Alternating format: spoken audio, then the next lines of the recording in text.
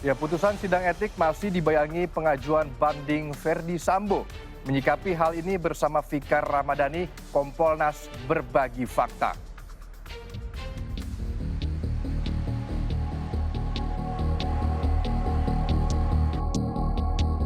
Drama kasus penembakan Brigadir J terus memasuki babak baru Good People. Hingga kini telah ditetapkan vonis terhadap tersangka Verdi Sambo, namun ada pengajuan banding yang dilayangkan.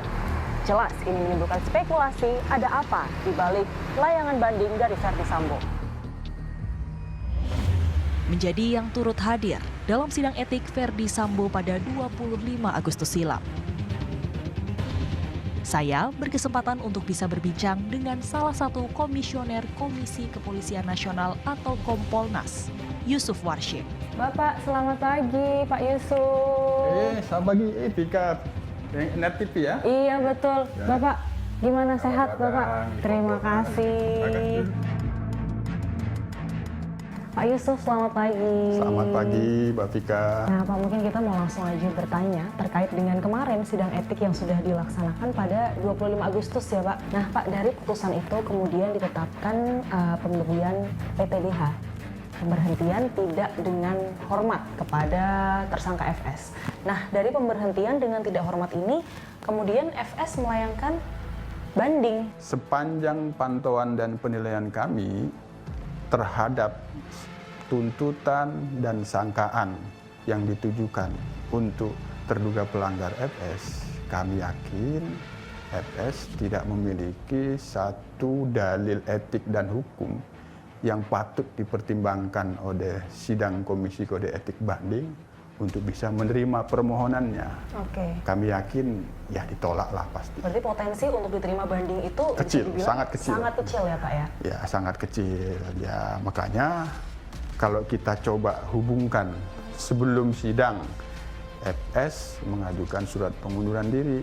Nah, itu dia yang mungkin kemudian menjadi pertanyaan banyak pihak ya, Pak. Ada surat pengunduran diri, tapi di sisi lain sudah di PTDH-kan kok banding gitu.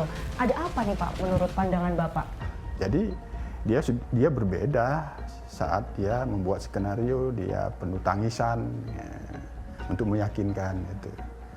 Nah, kemarin itu dia ada terlihat memang satu ekspresi, sikap, gestur, ada rasa bersalah. Dan itu terwujud juga dia menyampaikan permohonan maaf yang sudah disebarluaskan.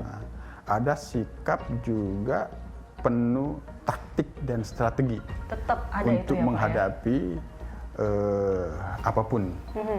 Jadi dia siap menerima konsekuensi. Ini mungkin menjadi semacam strategi yang dilakukan itu untuk menunda, mengulur waktu atau apa, Pak? Karena yang bersangkutan kami yakin mengerti hukum, mantan Kadif Propam, pada saat PP nomor 7 tahun 2022 itu dibuat, beliau Kadif Propamnya pada waktu itu. Karena kan situasi pada waktu dibuatnya PP nomor 7, Perpol nomor 7 tahun 2003 tentang kode etik profesi dan komisi kode etik itu kan wujud respon Kapolri terhadap kasus Broto Seno yang pada waktu itu disoal secara publik, tidak diberikan sanksi, sehingga perlu dilakukan peninjauan kembali. Nah, intinya yang bersangkutan dipastikan, saya yakin benar akan mengemukakan di memori bandingnya. Dia sudah mengajukan surat pengunduran diri, artinya dia mau menunjukkan sikap kesatriannya sudah ada, saya bersalah, saya mengundurkan diri. Barangkali juga masih diulang lagi soal prestasi dan jasanya, karena itu juga disampaikan di nota pembelaan. Nah, kalau untuk banding ini sendiri, Pak, memang berarti keuntungan apa yang bisa didapat oleh Verdi Sambo sendiri? Sebenarnya kalau katakanlah untung rugi yang bersangkutan, dia hanya mau menunda saja. Barangkali ketika pun nanti disidangkan dalam pengadilan umum, harapan yang bersangkutan masih sebagai anggota Polri. Masih mencoba menghidupkan sekecil apapun harapan seperti itu ya, Pak ya? Intinya yang bersangkutan memiliki taktik dan strategi untuk menghadapi situasi. Dia tidak boleh terpuruk sedalam-dalamnya.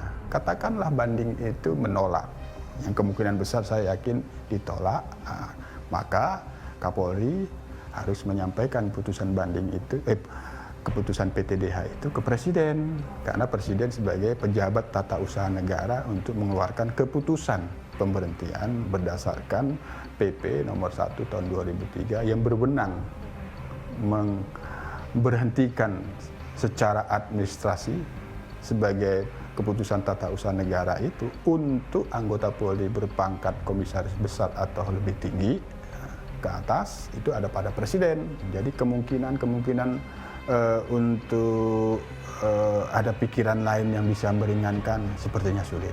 Kalau mau diterima saja surat pengundurannya sehingga dia mundur secara terhormat. Tapi itu tidak dilakukan oleh Pak Kapolri. Jadi ya kecil itu kan 99%, 1%-nya di tangan Tuhan. Oke, baik. Ya, Good People, tadi perbincangan saya bersama dengan Bapak Yusuf dari Kompolnas. Memang kita semua berharap ketegakan hukum ini bisa ditegakkan setegak-tegaknya, bisa juga membawa titik terang dari bergulirnya kasus penembakan Brigadir J ini, sekaligus mengembalikan marwah Polri dan juga kepercayaan publik terhadap institusi Polri. Terima kasih, Bapak. Ya, sukses ya.